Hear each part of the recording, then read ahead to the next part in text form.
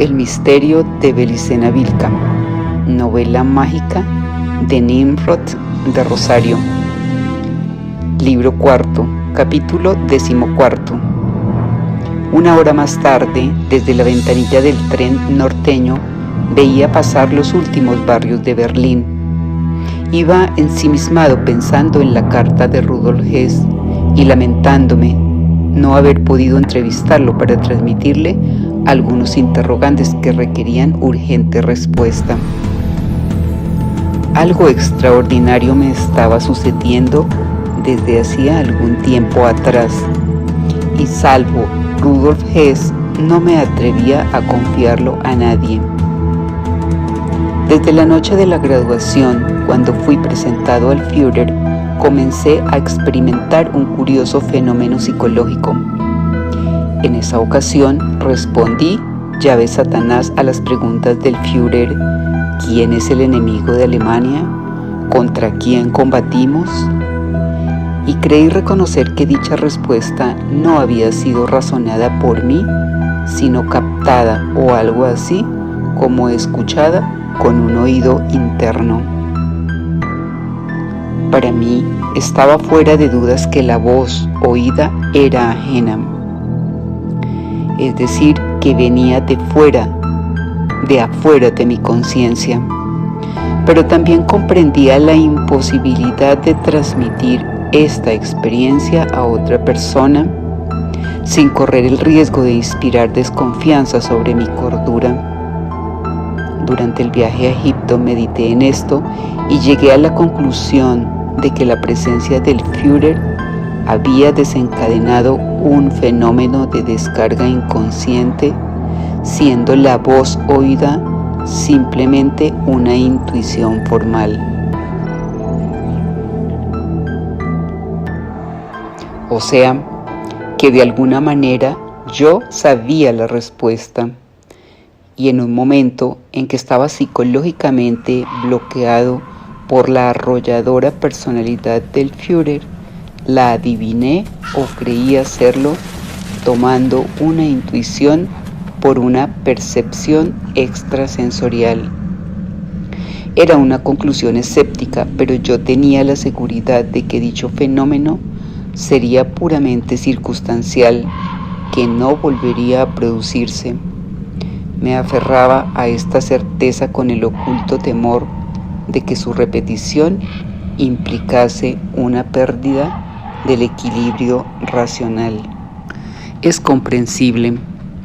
En una sociedad que considera normal lo que es común a todos, es decir, colectivo, y reprime con la alienación al que se aparta de lo normal, sentirse distinto puede ser peligroso en muchos sentidos. Principalmente porque la falta de patrones o modelos eliminados sistemáticamente o autoeliminados por el miedo, para comparar nuestra anormalidad, nos induce a temer una pérdida de la razón. Este temor a poseer dones o virtudes que nos hagan diferentes a los demás es considerado una santa prudencia en un mundo que glorifica la mediocridad del hombre promedio y desconfía del individuo.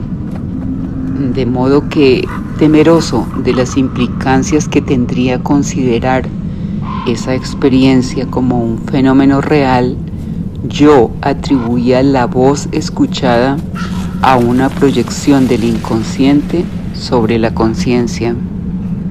Sin embargo, el fenómeno se volvió a repetir, y no una, sino varias veces más, con la consiguiente alarma por mi parte, que temía padecer alguna especie de esquizofrenia. Pero a poco que desechaba las dudas y meditaba serenamente, no podía dejar de reconocer que este fenómeno distaba de ser peligroso y diría que incluso resultaba simpático. La razón de tal conclusión estaba en la seguridad que sentía ahora de que la voz oída era totalmente ajena a mi propio ser. Por supuesto, se podrá argumentar que la seguridad que puede tener un hombre en la percepción de fenómenos pertenecientes a su propia esfera de conciencia es totalmente subjetiva. Y es cierto, pues en general la seguridad no garantiza de ningún modo la verdad de su afirmación. Por ejemplo, cuando el cazador se siente seguro de acertar a su presa y yerra el tiro, o cuando el estudiante seguro de haber dado la respuesta adecuada comprueba que el profesor lo ha calificado con un 0, se puede decir que ha fallado la seguridad. ¿De qué depende entonces el éxito si cuando estoy seguro de obtenerlo puedo fracasar? Para responder se puede distinguir antes entre seguridad subjetiva y seguridad objetiva. La primera está más cerca de la imaginación y la segunda de la realidad. La seguridad subjetiva se apoya en la fe. La seguridad objetiva se apoya en la realidad.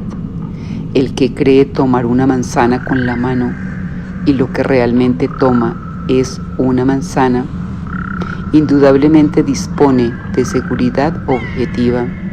Si en cambio cree tomar una manzana y en realidad toma otra cosa, su seguridad es subjetiva. Hay una brecha entre la seguridad subjetiva y la seguridad objetiva, que según los individuos puede llegar a ser un abismo. Pero es deseable que la seguridad experimentada en lo que se haga o piense sea lo más objetiva posible. Entonces, ¿cómo se debe hacer para cerrar la brecha que separa la seguridad subjetiva de la seguridad objetiva? Salvando el caso de una predisposición natural a la realidad objetiva, la respuesta sería que la experiencia previa asegura mayores probabilidades de que la seguridad en la concreción de un acto se realice objetivamente. Si se quiere comprender mejor el tema, se debe distinguir entre la seguridad del diletante y del experto. Ante una misma prueba, ambos se sienten seguros, pero con mayor probabilidad, solo el experto arriba al éxito, en tanto que el diletante fracasa. La seguridad del experto se funda en la experiencia previa, la del diletante en la fe en sí mismo. Pero como todo experto, en algún momento inicial debió haber sido un diletante. Es posible que el diletante, si persevera, alguna vez llegue a ser un experto. De modo que la seguridad es tanto más objetiva cuanto más vaya acompañada de la experiencia. Pero si la seguridad subjetiva es traicionada por la realidad objetiva, si se fracasa, sobreviene la decepción de la derrota. Se debe concluir entonces que la capacidad de sobreponerse a los fracasos es un factor condicionante para capitalizar la experiencia en favor de una seguridad objetiva. La seguridad, por otra parte, es una actitud psicológica fundamental para encarar las pruebas de la vida. El que se enfrenta al desafío de una prueba debe contar por anticipado con el éxito, debe estar seguro de ganar, y un fracaso no lo ha de desanimar, como para no intentarlo de nuevo. En los casos anteriores, ni el cazador deja de cazar porque falle un tiro, ni el estudiante deja de estudiar porque lo aplacen en un examen. Ambos se sobreponen y capitalizan la experiencia, aumentando su seguridad objetiva, siendo más expertos. Considerando estos conceptos, puede ahora comprenderse mi actitud ante el fenómeno de la voz. Concluía que estando preparado psíquicamente durante varios años en un riguroso entrenamiento intelectual, la seguridad que disponía en la certeza de los juicios era bastante objetiva. Es decir, que intelectualmente, cuando estaba seguro de un concepto, era seguramente correcto. Y con esa seguridad tan objetiva en los juicios, me decía que la voz que oía no provenía de mi inconsciente, no formaba parte de mi yo, era ajena a mi espíritu, o quizá otro espíritu. Debo destacar que la seguridad que tenía de estar en lo cierto iba acompañada de un profundo análisis en el que consideraba, entre otras cosas, el hecho de que la voz era capaz de emitir conceptos que yo de ningún modo conocía. Esto puede tener una explicación más o menos psicológica, pero algunos conceptos eran muy específicos y sin embargo la voz los utilizaba y estructuraba con gran precisión. Ergo, la voz era sabia. Y esto sí que no tiene explicación rebuscada salvo que se acepte lo que realmente es, que la voz pertenecía a una entidad psíquica ajena a mí. Otro elemento del fenómeno que tomaba en cuenta para el análisis era el hecho de que no había sido espiritualmente invadido por otra entidad, como ocurre con la posesión diabólica o en el espiritismo, sino que a mi conciencia llegaba solamente la voz, nítida y enérgica, sin consecuencias psicosomáticas de ninguna especie. Es decir, que al producirse el fenómeno yo no veía, ni sentía, ni gustaba, ni olía nada raro. Solamente oía la voz y era, repito, como si se me hubiese abierto mi oído interior. Las primeras veces que escuché la voz, fui sorprendido por el inesperado mensaje que surgía a saltos, enérgica y velozmente, disparada rítmicamente como un rayo. No aparecía siempre sino cuando meditaba en alguna cuestión que requería cierta concentración. Para que se entienda mejor la calidad del fenómeno que me acontecía, daré algunos ejemplos. Tú eres médico psiquiatra, Nefe, y no deseo, dentro de lo razonable, que dudes de mi cordura, pues lo que ocurría debe interpretarse como una ampliación de la capacidad de percibir antes que como una enfermedad. Hice una seña de asentimiento y confianza a tío Kurt, pues nadie como yo sabía cuántas arbitrariedades se cometen en torno a las auténticas virtudes psíquicas del hombre, aquellas que se desarrollan solas o autodesarrollan y lo enaltecen sin afectarle en nada su equilibrio racional, pues se integran naturalmente a la personalidad. Virtudes psíquicas que se obtienen espontáneamente, sin recurrir a absurdos métodos ocultos o gimnasias de meditación trascendental que terminan por quebrar el delicado orden mental y acaban por conducir al discípulo a la locura y a la muerte. Recuerdo un día, prosiguió tío Kurt, en que me encontraba leyendo el Bhagavad Gita, escrito védico perteneciente a la gran epopeya del Mahabharata, guerra mítica que envolvió en la lucha a hombres, ángeles y dioses, y de cuyo recuerdo los antiguos arios de la India escribieron y recopilaron. El Gita trata sobre la batalla que debe librar el héroe Arjuna para recuperar el trono usurpado por su primo. Arjuna es un miembro de la casta guerrera, o sea, un Kshatriya, y junto a él se encuentra Krishna, encarnación del dios Vishnu. En la primera parte, llamada El pesar de Arjuna, Arjuna se desplaza con su carro frente al ejército enemigo, comprobando que junto con su primo se han alineado gran parte de sus parientes y amigos. 26. Entonces Arjuna vio allí a sus tíos abuelos instructores, tíos maternos, sobrinos, sobrinos nietos, suegros, amigos y camaradas. 27. Viendo a los parientes y amigos reunidos allí, Arjuna sintió gran compasión y muy apesadumbrado dijo lo siguiente. 28:30. Dijo Arjuna: Oh Krishna, viendo a esos parientes deseosos de pelear, me fallan los miembros del cuerpo.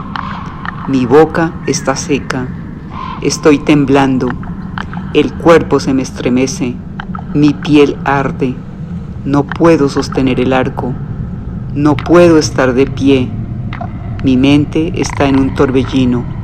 Oh Sri Krishna, veo signos de mal agüero. 31:34. No veo qué bien puedo lograr matando a mis parientes en la guerra. Oh Krishna, no deseo la victoria, ni la soberanía, ni los placeres. Oh Govinda, ¿de qué nos servirían la soberanía, los placeres, aún la vida misma, cuando mis instructores, tíos, hijos, tíos abuelos, tíos maternos, suegros, nietos, cuñados y demás parientes para quienes deseamos esas felicidades están reunidos aquí para luchar, habiendo renunciado a sus bienes y aún a sus vidas? 35.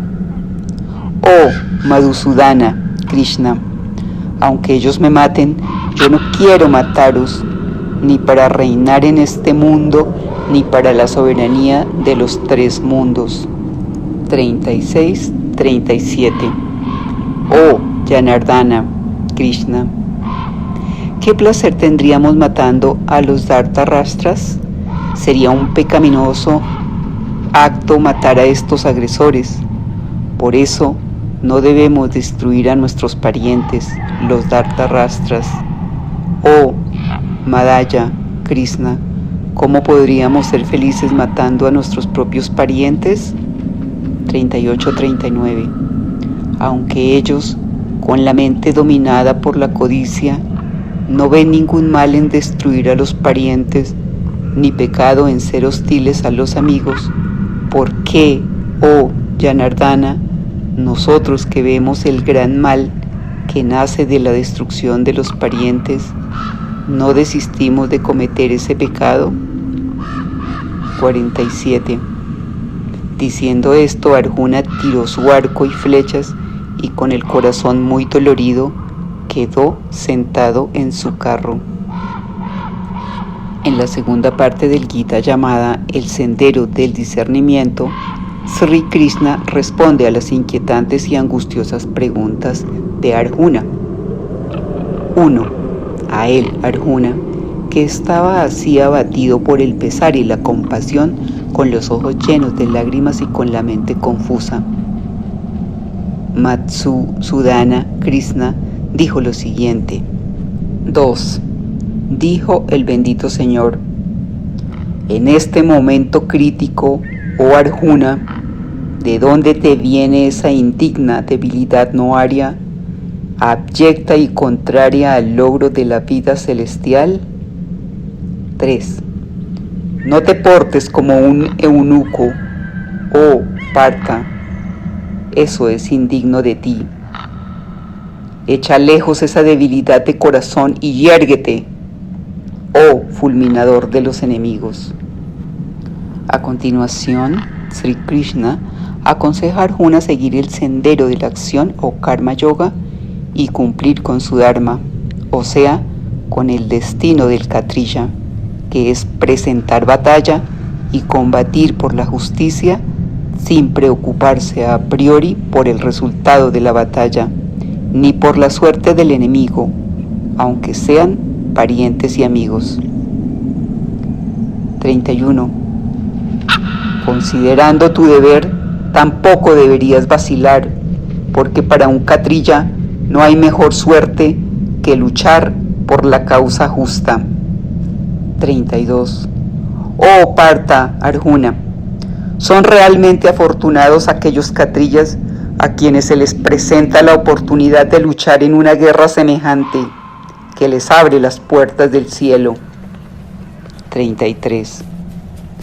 Pero si tú no peleas en esta guerra justa, no responderás a tu reputación, faltarás a tu deber y cometerás un pecado. Esto debe ser así, dice Sri Krishna, porque la realidad es maya, ilusión, y el enfrentamiento es circunstancial, solo perceptible para el que se siente enfrentado. En un plano superior, espiritual, las oposiciones están resueltas, los enfrentamientos son pura ilusión. El espíritu no puede matar ni morir. Por eso dice Krishna. 19. Aquel que piensa que este ser, espíritu, mata y aquel que piensa que este ser es muerto, los dos son ignorantes. El ser no mata ni muere. 20. El ser no nace ni muere ni se reencarna, no tiene principio, es eterno, inmutable, el primero de todos, y no muere cuando matan el cuerpo. 21. Aquel que sabe que el ser es imperecedero, eterno, sin nacimiento e inmutable, ¿cómo puede matar o ser muerto? 22. Como uno deja sus vestidos gastados o se pone otros nuevos, así el ser corpóreo deja su cuerpo gastado y entra en otros nuevos. 23. Las armas no lo cortan, el fuego no lo quema, el agua no lo moja y el viento no lo seca. 24. A este ser no se le puede cortar, ni quemar, ni mojar, ni secar. Es eterno, omnipresente, estable e incambiable. Sabiendo que es así, no debes lamentarte. 26, 27. Pero, oh tú, de brazos poderosos, si piensas que este ser siempre nace y muere, aún así no debes afligirte por él, porque lo que nace, muere, y lo que muere, renace con seguridad. Por lo tanto, no debes sufrir por lo inevitable.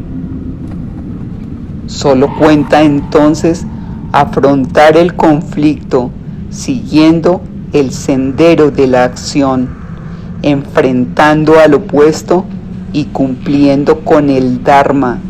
No temas matar, dice Sri Krishna. Ellos ya están muertos en mí. Estaba yo meditando sobre el precedente párrafo del Gita en las extraordinarias implicancias morales que surgen de este antiquísimo texto indoario cuando escuché nuevamente la voz. No debes engañarte por el significado superficial de los conceptos, oh Kurt, hombre de sangre pura. El mensaje de Krishna está dirigido a las dos naturalezas de Arjuna, la anímica y la espiritual. A su parte anímica, a su naturaleza de animal hombre, Krishna aconseja continuar con el argumento dramático en el que está involucrado en razón de su karma. Arjuna es humano, está encarnado y vive circunstancias kármicas. Debe cumplir el Dharma y resolver el conflicto de los arquetipos opuestos. De este modo, realizará la condena impuesta a priori por los señores del karma de Chanchambalam, la condena incomprensible de la guerra familiar que pesa sobre su corazón. Pero a su parte espiritual, a su naturaleza aria y hiperbórea, el Siddha Krishna sugiere trascender los opuestos, no por medio de su síntesis, cual podría ser la guerra, sino situándose en la instancia absoluta del Espíritu eterno. El Espíritu, el ser en efecto, es eterno o increado, ajeno a todos los opuestos creados que no son más que maya, ilusión. Para el Espíritu no hay vida ni muerte creada, sino ilusión, y por lo tanto no hay pecado ni culpa, no hay deudas que saldar ni karma. Si la decisión procede del Espíritu, la acción no producirá efecto posterior sobre sí mismo, porque la ilusión carece de capacidad para actuar sobre la realidad del ser. Y esto, cualquiera sea la acción realizada, incluso matar a los parientes y amigos. Sin embargo, el Kshatriya debe cumplir una condición esencial para que su naturaleza espiritual predomine sobre la parte anímica o animal. Debe endurecer su corazón, debe echar fuera esa debilidad no aria, vale decir, debe despojarse de todo sentimiento compasivo hacia quienes no son sino actores de un argumento kármico, pura ilusión. Ellos no existen realmente, no viven, o como dice Krishna, ya están muertos en mí. Esta es la sabiduría de los señores de Venus de Agartha. Solo es un verdadero Kshatriya quien posee un corazón duro como la piedra y frío como el hielo. Y solo un Kshatriya tal puede realizar cualquier acción, incluso matar sin que el karma lo toque. Ese es el poder okurt, hombre de sangre pura, del Kshatriya iniciado hiperbóreo, el hombre semidivino que tiene su espíritu increado encadenado al alma creada. Aquellas palabras irrumpieron como un relámpago en mi conciencia, llenándome de perplejidad por varias razones. Primero, porque me acometía la seguridad, como ya dije, que la voz era externa a mi ser. Segundo, por el tono de la voz, firme y enérgica. Era a la vez una voz confiable y amistosa. Yo sentía en su presencia que no me era posible desconfiar ni dudar de sus palabras, pues esa voz era emitida por alguien superior a mí mismo, alguien que se acercaba para ayudarme y guiarme. Y tercero, porque el contenido de esas palabras, los conceptos volcados en mi conciencia, no siempre eran claros y comprensibles. Esto último debe entenderse no en el sentido de que fueran oscuros o velados, sino que dichos conceptos aludían a cosas y situaciones desconocidas u olvidadas por mí. Digo olvidadas porque en ese sentimiento de veracidad que me inducía el escuchar las palabras de la voz coexistía como una reminiscencia de un saber perdido, de una verdad olvidada. Shambhala, Agartha, señores de Venus, conceptos brevemente familiares que alguna vez formaron parte de algún conocimiento más vasto, pero que inexplicablemente había olvidado sin poder precisar dónde ni cuándo, con seguridad no en esta vida y tal vez no en otra vida, sino en un estado del espíritu, fuera de toda vida y manifestación. De una cosa estaba seguro, la verdad estaba en el pasado, un remoto pasado que sin embargo casi podía tocar con la punta de los dedos.